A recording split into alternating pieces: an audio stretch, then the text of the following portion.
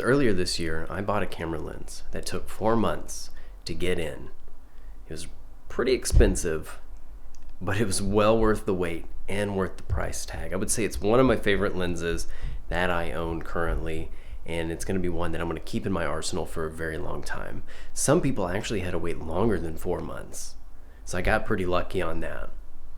And so right now, even if you go online to find this lens, you're going to find that it's going to have maybe 1 or 2 left in stock, or you're probably waiting a month or 2.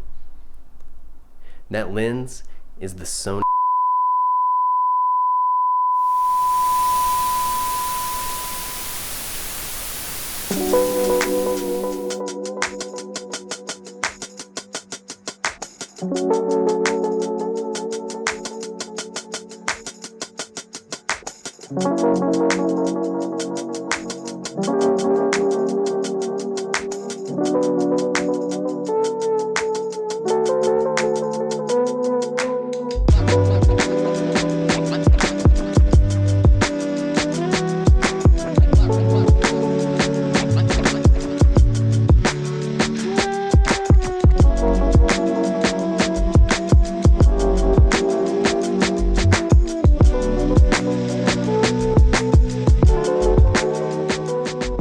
Thank you so much for tuning in today.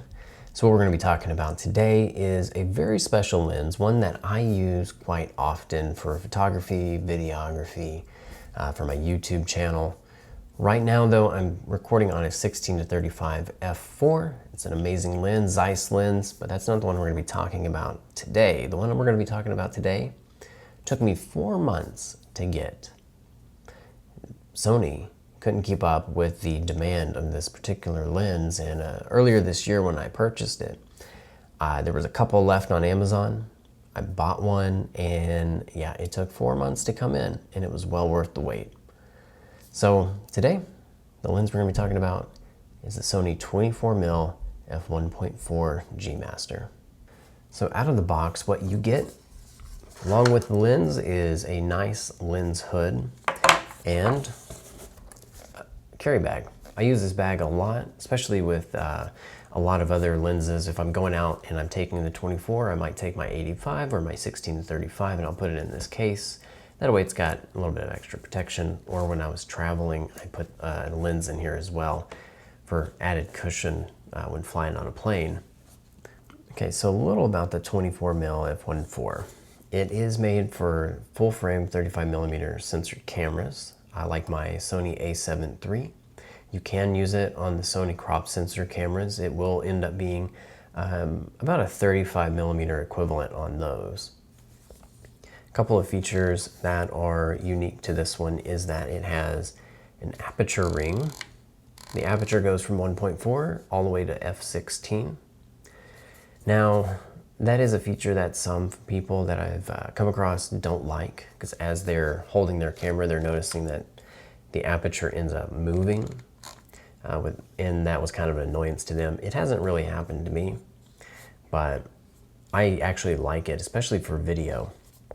So if I'm doing photo, I'll keep the click on, as you can hear. So it has this D-click that you can then smoothly change your f-stop. So for shooting video, that's really nice. On the side, it has a programmable button. You can set that to like anything you want, auto lock focus, if you want to use it for, I don't even really use it, honestly. I'm sure it's very handy, but you can set it to anything that you want. It's just like a programmable button on your camera.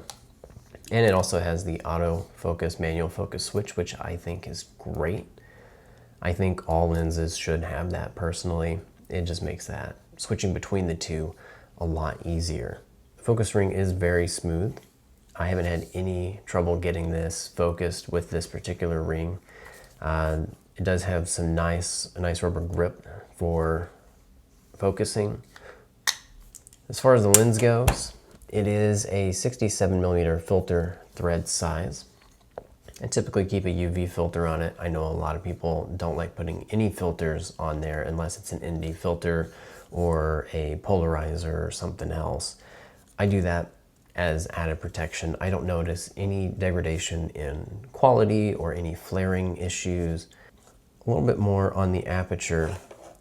The aperture does have 11 blades, which is going to make a very nice bokeh or bokeh, however you like to say that. So when you're on a 1.4, you're going to have a really nice shallow depth of field. The background's going to be blown out, and you're going to have just some really nice bokeh building up in the background. One thing I really like about this is that the 24mm focal length I find is really good for video as well as photography. It's a very low profile camera lens, and it's very light. It only weighs 15.7 ounces or 445 grams. So it's very light to put on your camera and you can go out and do street photography with.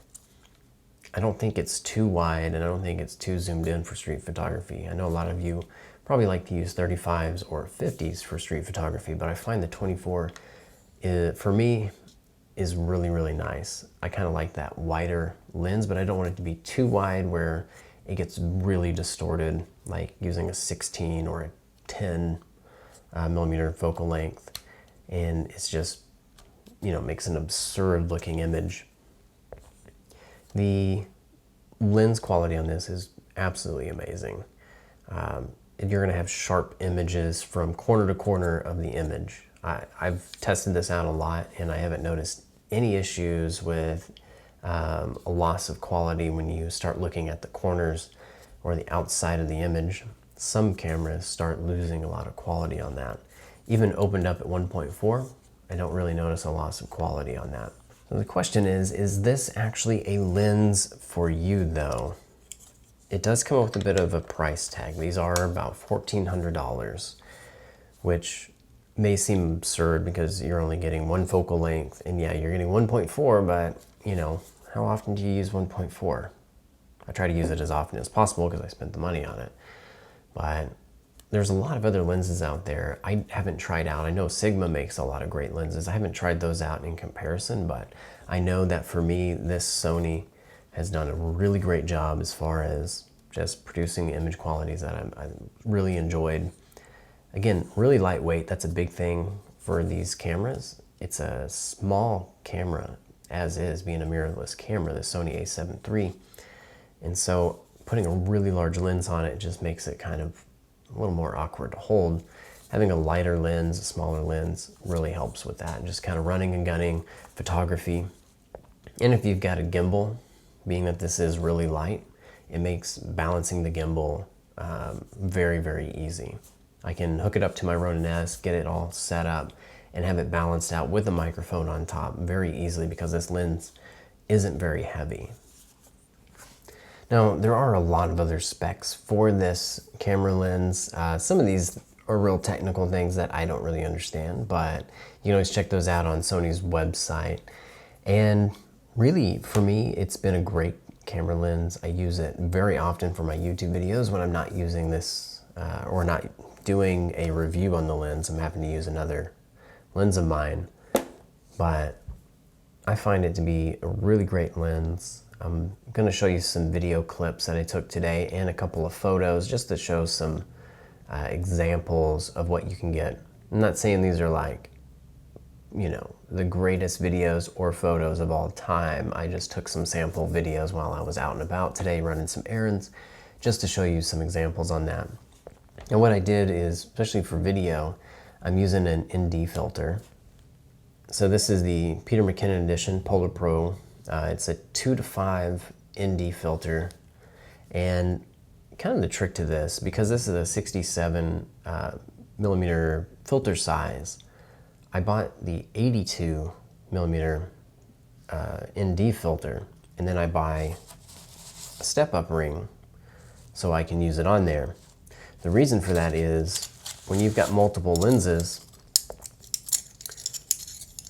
you don't want to buy 3 or 4 different filters, especially when they're a couple $100 a piece. So what you do is you buy these little filter adapters, these step-up rings, and that are like $2-3 a piece, and then you can use the same filter on multiple lenses, and you're going to save a ton of money.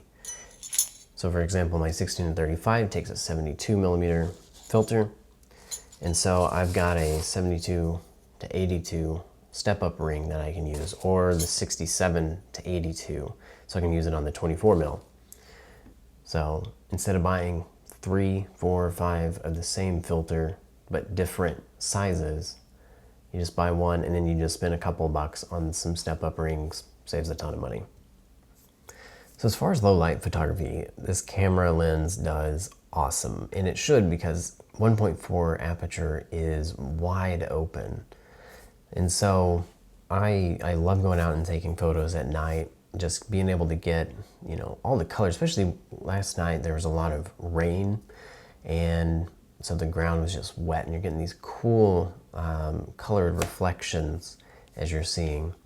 And I wouldn't be able to capture those if I didn't have the capability of having a wide aperture. My ISO was 800, and I was able to open it all the way up and then get these really cool images without having to crank up the ISO to 16 or 3200 or more. So that's what I think about the 24 mil. I love it. There are a couple of things that I do wish it had. Like, I wish it had the steady shot built into the lens. That's one thing that it doesn't have. The camera does have in-body stabilization, which is good, but having that extra little bit of stabilization would be great, especially for having to do long exposures or slower shutter speeds, handheld, because you sometimes forget to bring your tripod or a monopod or something. Weather sealing would also be great. Some of the other Sony lenses actually have weather sealing built in, and so not that I'm going to take it out while it's actually pouring down raining, but if something were to happen while I'm out doing a shoot and I would, you know, it would start raining or the conditions weren't perfect, I would want to know that I have a little extra protection there for those unpredictable days when it starts just raining or sprinkling. Other than that, I think the lens is absolutely great.